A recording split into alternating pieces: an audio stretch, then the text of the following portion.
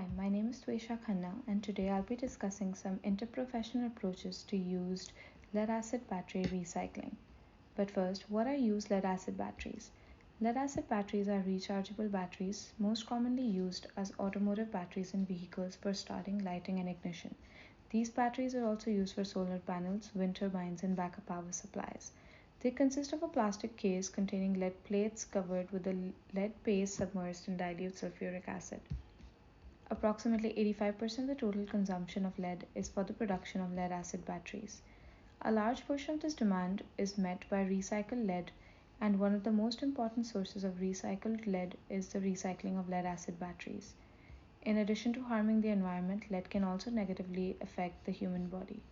Lead exposure disproportionately affects children, causing development and neurological problems.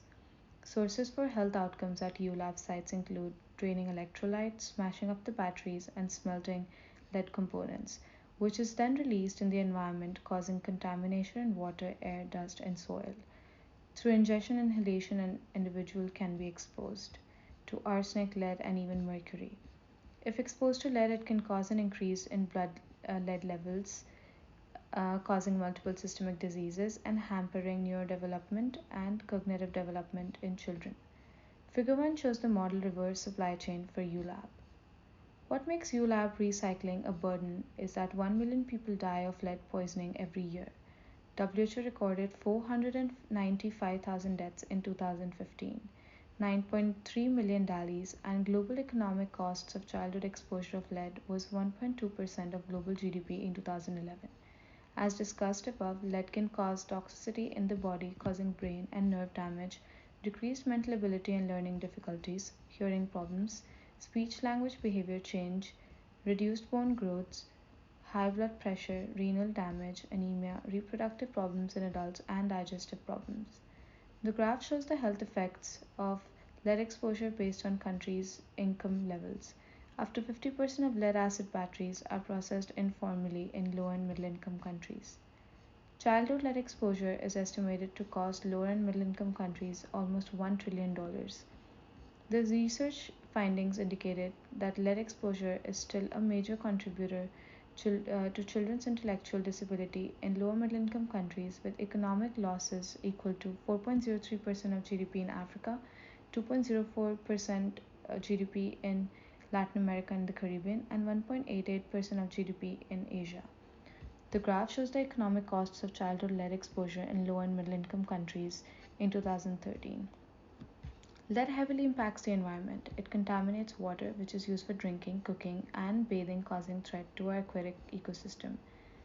If the lead fumes are present in the air, it causes air pollution and can settle as dust in houses. If the soil contaminates, it can seep in toxic heavy metals in fruits and vegetables, which then can be consumed by humans or even animals. Now I'm going to talk about world's largest e-waste dump market. Agbogbloshie in Accra, Ghana is a scrap market which is the largest e-waste processing area in Africa.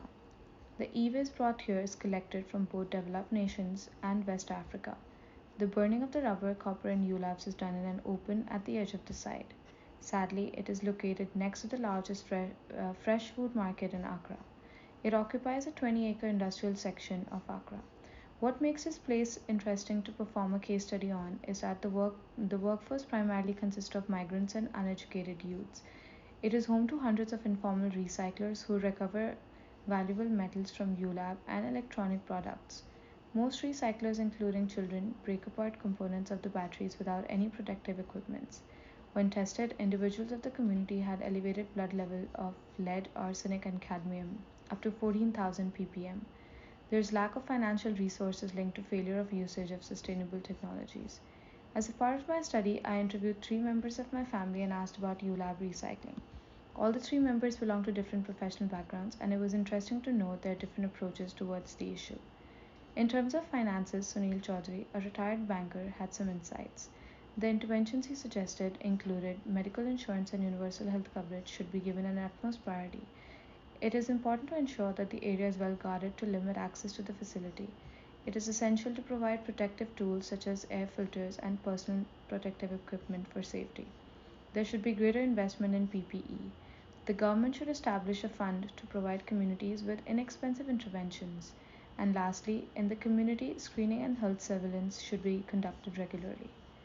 My next interview is Chitamba Khanna, an elementary school teacher from Venezuela. As an educator, her interventions were more focused on mass education program for children, women, and workers. She added, through awareness campaigns, ULAB hazards and safety measures need to be brought into the public's attention. Educating them in their local languages can leave a positive impact. More focus on using acid resistant goggles, face shields, gloves, and aprons, and maintaining high levels of personal hygiene. And lastly, adopting new regulations regarding recycling far from the city. My last interviewee was Neha Saluja, a communications practitioner from India. She says there should be more collaborations and partnerships with the government for disseminating information regarding ULAB, more engagement with academic and research centers to raise awareness and R&D, prioritizing and advocating policy changes, regularly engaging with traditional and new age media to inform the community regarding the hazardous effects of ULAB recycling.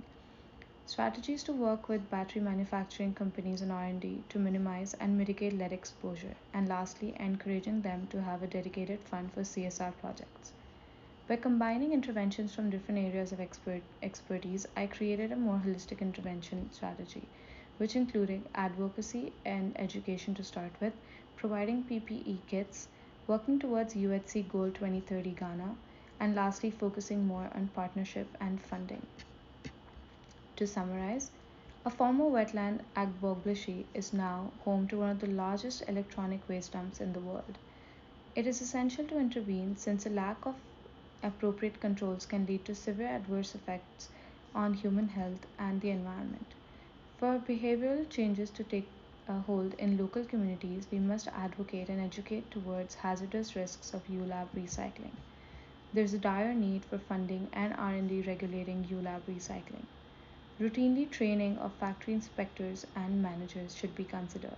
And lastly, there is a need for government to set policies which make lead extraction illegal in their respective countries. Thank you.